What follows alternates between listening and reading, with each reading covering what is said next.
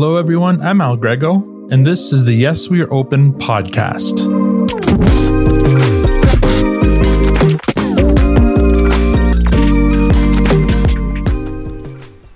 Today, I'm in Saskatoon, Saskatchewan.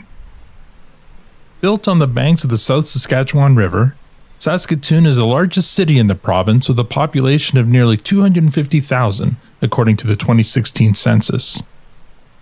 Home to the University of Saskatchewan, the Meewasin Valley Authority, and the Wanuskewin Heritage Park, a National Historic Site of Canada representing 6,000 years of First Nations history.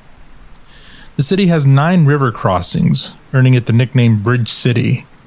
A highlight of the city is the River Landing, a 36-acre riverfront park chock full of attractions, including restaurants, a farmer's market, outdoor gym, and a venue for cultural activities. A more recent nickname the city has earned is the Paris of the Prairies, as coined by the late great singer-songwriter Gord Downie. This city is certainly a hidden gem, but not much longer. According to CanadianLiving.com, this once humble prairie town is suddenly attracting international tourists like never before. Vogue declared it an absolute must-visit destination. USA Today listed it in their best destinations in Canada, and the New York Times listed it as number 18 in their 52 places to go in 2018. From what I've seen of the city so far, I can understand the fuss. It certainly has its unique charm. But I'm not down by the river today. I'm on the east side, about 15 minutes away, in University Heights, visiting today's subject, Supplement World.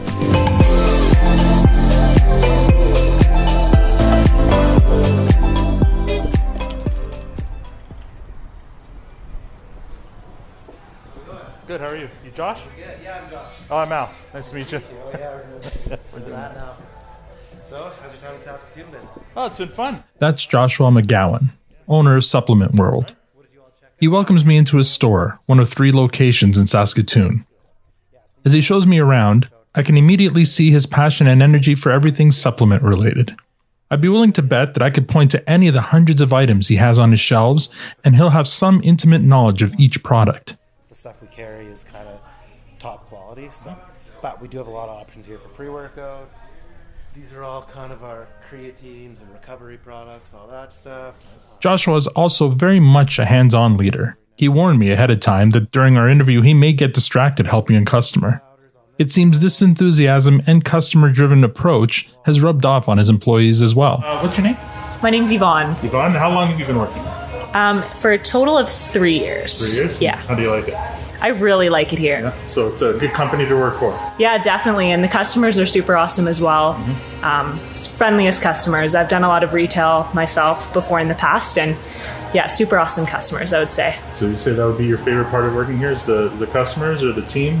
Yeah, I'd say both, actually. Well, thank you. Yeah, no worries. After my tour of the store, we were able to sit down in a quieter location away from customers for our chat.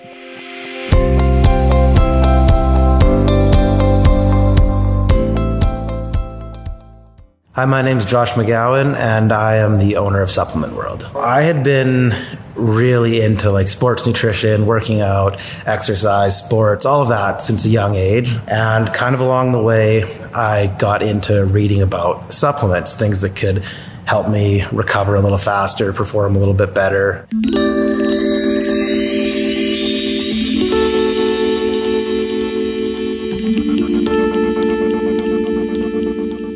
So I started reading a lot about supplements from a really young age, and got a job at a local gym, and we sold supplements there, and I ended up kind of falling in love more with recommending and helping people pick supplements than I did with the actual working at the gym portion of it. So I got a job at a local supplement store, and I worked there for 4 or 5 years and just like completely fell in love with it. It was like a ton of fun helping people out. You get to hear from people of all different walks of life, looking for products for different goals, different needs. It's kind of every day you're helping solve a different problem.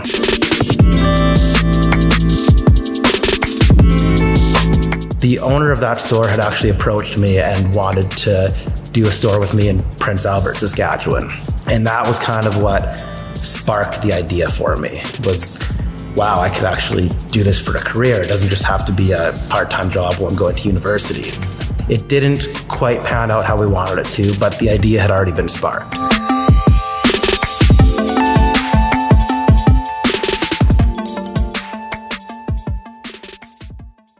So fast forward, I'm 22 years old and have this idea, have this plan. I've put a ton of work into it. So I decided to pursue opening this store on my own under a different name. It was under a license agreement store. So we were under a different brand name. And basically I paid a brand from Ontario to use their name. And we were allowed to kind of operate how we wanted, rather than a traditional franchise where you have to follow like very strict regulations, rules, structure. You could kind of create the model you wanted, which was exactly what attracted me to that brand.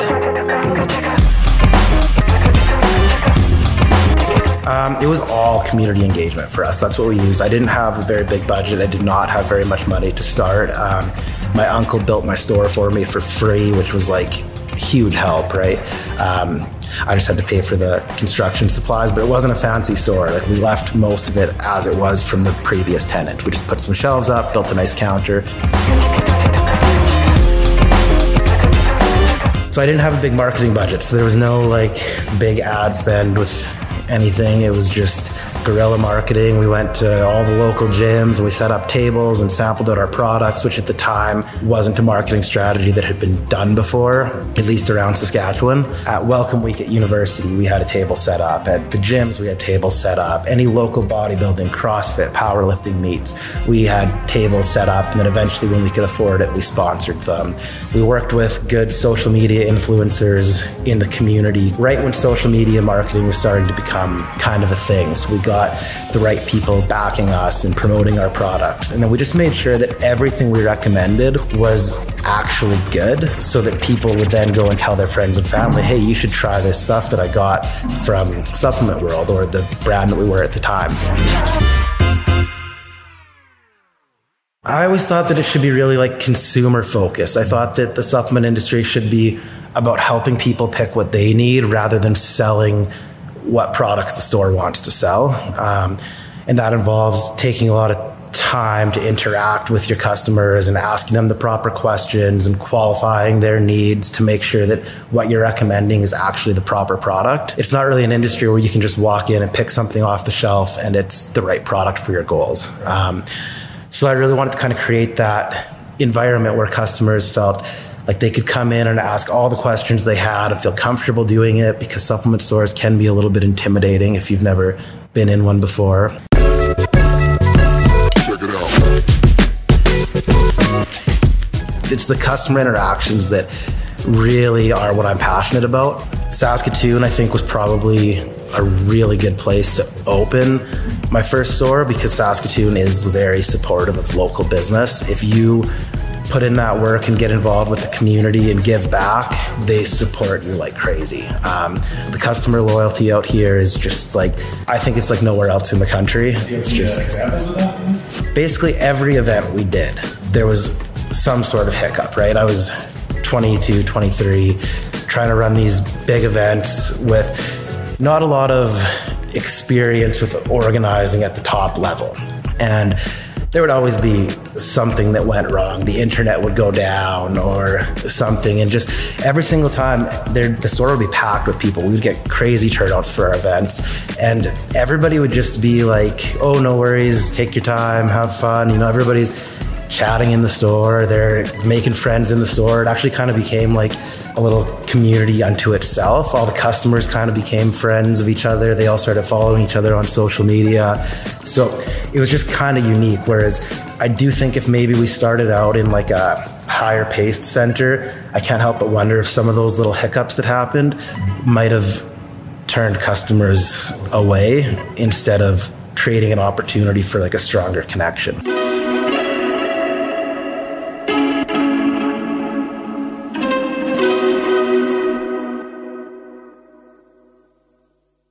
Saskatoon, that's where we started. That's just me. And then we expanded into Prince Albert. There's somebody that's worked there basically since the start, and they've been like a huge part of the Prince Albert store's success. They actually just bought into the company, so I now have a partner in Prince Albert. Regina, we opened there next after Prince Albert, and I've got a partner on that store. Edmonton, we have 4 locations there. So I have a partner there, and then our first licensed store is also there. So there's a gentleman there who owns 2 stores that I'm not a part of directly. Just licensed your brand to them. To him, yes. And still very involved because obviously I care a lot about the success of everybody that uses the name Supplement World. And then our Calgary location, I have 2 partners on that store. So about 3 years, I guess. We went from 2 stores in Saskatoon under our old brand to 10 stores in Saskatchewan and Alberta. Wow, that's great growth. It's been a lot of fun. Up next, Joshua's hard work and customer focus has helped him become a trusted name for supplements in the province of Saskatchewan, but something was holding him back. The name wasn't really his. Would he dare start from scratch with his own brand after all this progress? Stay tuned to find out.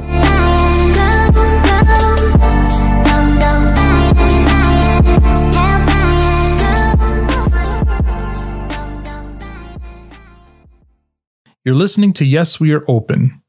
Joshua MacGowan had grown an impressive business selling supplements in Saskatoon. Through a lot of hard work and creative marketing, he managed to grow his business and make a name for himself in Saskatchewan. He was poised for more growth, but something was holding him back. And in order to overcome that obstacle, he would have to make a tough decision that will put all of those gains at risk. This podcast is obviously about overcoming adversity and overcoming struggle.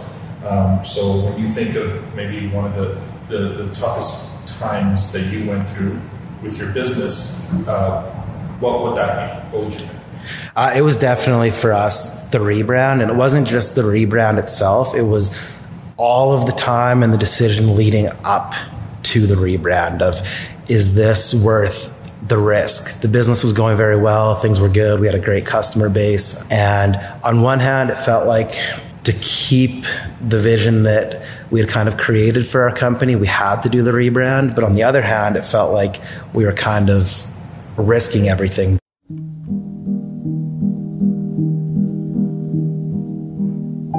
I became a part of the old brand because they gave you total freedom to kind of create your own vision for the store. A couple years into that, this brand started to kind of standardize their own business model that they were doing out in Ontario. Sure. As they were growing, they needed to develop a playbook, and that didn't match really what you... Exactly, which is totally fair. And we had like really candid conversations about this for about a year before I did my rebrand. We were discussing like kind of the options, and I was very transparent that if I have to change our business model that works for us, I'm likely going to have to rebrand and kind of create our own chain of supplement stores. That year was just filled with like stressful situations. You got to wonder, are the suppliers still going to sell you product if you leave an established chain in the industry? Is that chain going to try to open stores around you to make your life difficult? Are the customers going to be really confused about the branding? Are the customers going to be mad because they've purchased t-shirts and shaker bottles and all your brand merchandise to support you, and now you have a different brand? So there's so many things running through my mind and our team's mind, and we just had no idea what to expect.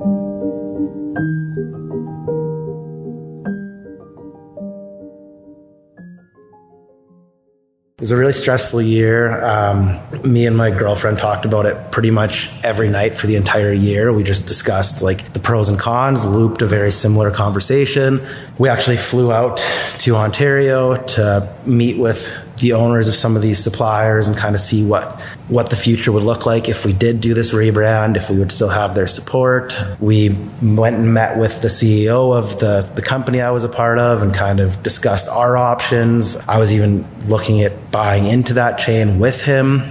So there was just so many moving parts on the go. But once we kind of decided, once that decision was made, then things got a lot easier and harder at the same time, right? Because once the decision's made, then all that stress and anxiety is out of the way. But now it's time to work, and there's a lot of work to do. We got to kind of brainstorming all the things that we would have to do to make sure that this transition was successful. Things like, when do you change the social media page name? Because everybody is used to looking up the old brand to find you. How are they going to find you if you just change it? We developed kind of a plan where we did a merchandise exchange program. So anybody that purchased any merchandise from our old brand, we were going to give them, I think it was 3 months, where they could come in and with a purchase of supplements, they could trade in all their old merchandise for like 1-for-1 with new pieces of merchandise. So that was kind of the first thing we thought of that'll alleviate one of the headaches. So put that in the plan book. We did like a huge social media giveaway on our new brand page, just where we'd get people liking and tagging their friends to win like a $1,000 shopping spree to celebrate our grand reopening kind of thing. There was tens of thousands of comments on the page of people tagging their friends. So that helped like a lot of people find out that we were rebranding right away. And luckily for us, once word got out that we were doing this, people were incredibly supportive of it, because now this was a company that was fully Saskatoon-based, right? It was right out of Saskatchewan, right out of Saskatoon. We were the only 2 stores. Oh yeah, but we had embraced that from day one too, that we were right here in Saskatoon. We were part of the community, and we kind of always will be, and this is a big part of who we are. So because people had seen that, they'd seen that was true, they just got right behind it and they loved it. We made cool merchandise and Supplement World Saskatoon shirts, and everybody just got right behind it. So it was a ton of stress and a lot of money to rebrand, because we had to do the merchandise exchange program and change your signs and change all your marketing material that's out there, your billboards. But luckily for us, it did go well. So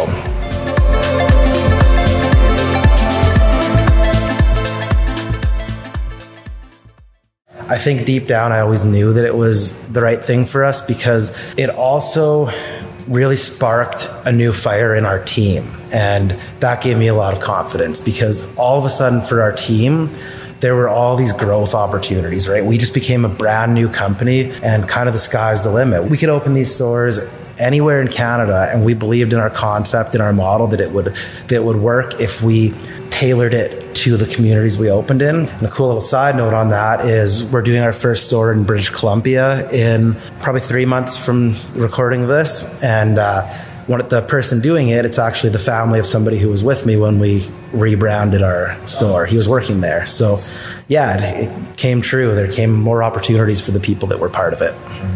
And I want to touch a bit on the pandemic. It is something that it's affected every business in Canada. And I'm sure you guys felt the effect of it, because gyms were closed and stores were closed for a while. There was a lockdown, right? So how did you guys weather that storm? It was definitely a huge hurdle. Like you mentioned, when gyms are closed and your primary business is selling supplements to people that are looking to improve their performance in the gym, your sales are going to be affected.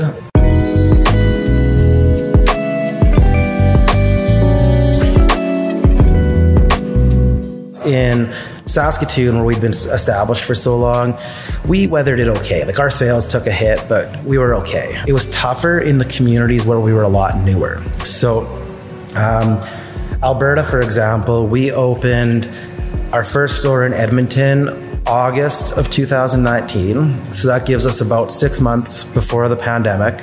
And we opened our second location there 2 weeks before the lockdowns happened. Wow, bad time. Bad timing. So yeah, so we didn't have an established community really. We didn't have brand recognition.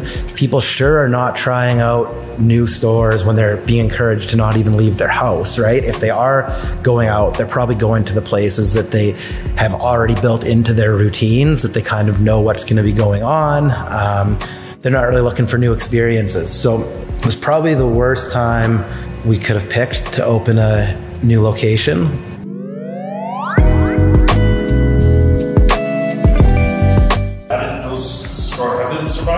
They survived, yeah. So we didn't lay off any staff. So my partner on that store, he's a young guy. He was 22 or 23 at the time we opened, and took out a loan and moved his life out to Alberta and worked super hard. Luckily, because we had just opened that second store, we hadn't like hired a full team of people. We only had one employee there, so we didn't have to lay anybody off.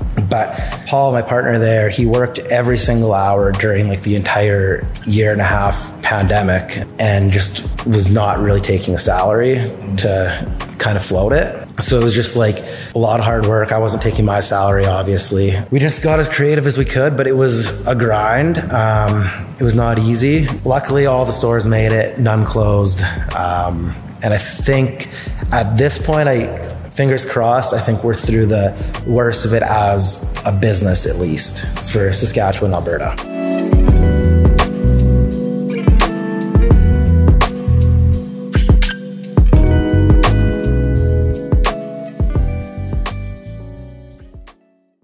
Coming up after the break, we find out whether Joshua's rebrand paid off and see what the future holds for Supplement World. This podcast is sponsored by Moneris. As a business owner, change comes at you fast. That's why Moneris is right by your side as you innovate and adapt so you can get paid. With solutions for businesses of all shapes and sizes, we're proud to help Canadians like you achieve their goals. From online, in-store, curbside, and pickup solutions, Moneris is there to help your business succeed every step of the way. To talk to one of our business advisors, call 1-866-MONERIS or visit Moneris.com. Welcome back to Yes, We Are Open. Now fully under the Supplement World Canada brand, Joshua MacGowan seems to have successfully rebuilt his own trustworthy name in supplement retail. Now he turns his sights towards growth. So what's in store for Joshua's company? Is the sky actually the limit? Can he weather the fourth wave of this pandemic and succeed?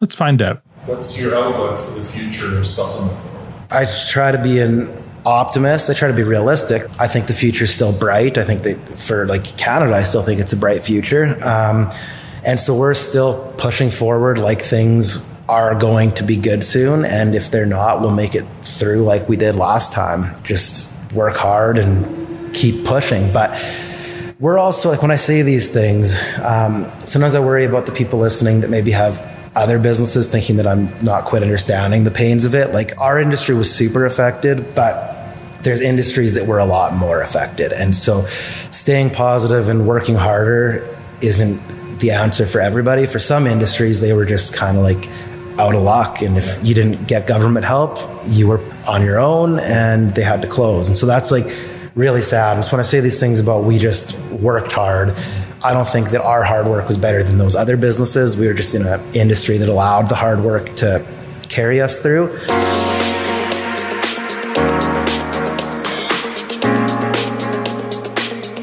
But so I think the future's bright. We have our 4th Saskatoon store scheduled to open this like early winter. We get possession of the unit hopefully November 1st. So we're pushing that forward like things are going to be good.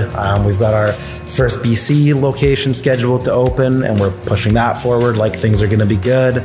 We've got our 5th Edmonton location secured for August of next summer. So the future in our eyes is still bright. We're pushing forward. We're really excited for the growth. I mean, for us, we like to do like cool events at our stores. We like to bring in like industry celebrities for meet and greets and kind of like host community events. And the bigger we get, the more pull we have for those types of events. So for us, adding these locations is really exciting, not only because it's like an expansion, but it also allows us to make our existing locations kind of like give them cooler opportunities for the communities that we're already in. So to sum up, I think the future's bright. We're excited.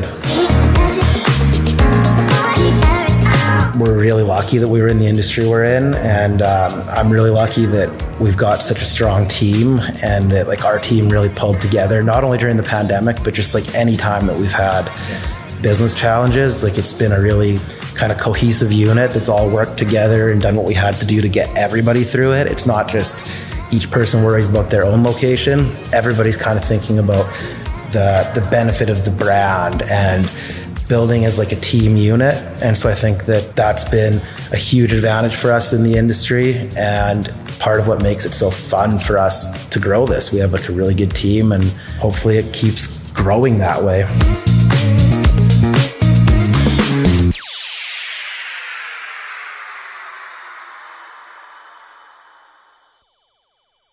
And that's the story of Supplement World.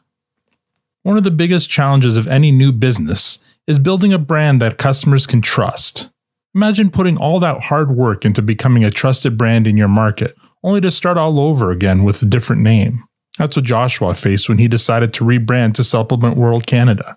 The easiest thing he could have done was to just continue operating under the old name. He probably would have been just fine, maybe even thrived. But Joshua believed enough in his vision, or rather in himself, and with that self-belief, he was able to successfully go on his own. Now he's got a thriving team and business to show for it, and he's got some pretty good evidence to show that the path to success is paved with strong customer focus and active community involvement. I look forward to seeing what he does next.